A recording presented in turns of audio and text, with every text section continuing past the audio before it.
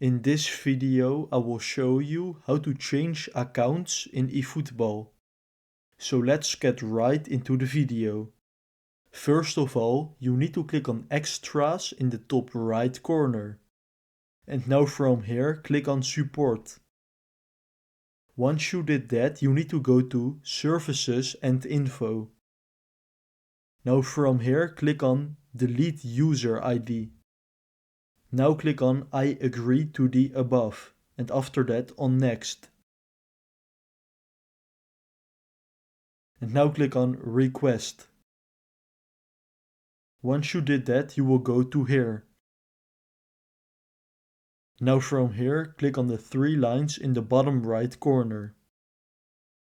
And after that, click on Data Transfer. Now from here, click on Transfer Data linked to Konami ID account.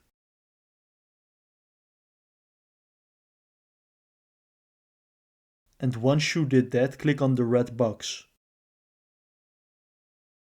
And now from here, you need to fill in the email address and password of the account that you want to change to. And once you did that, click on Login. And that's it for this video.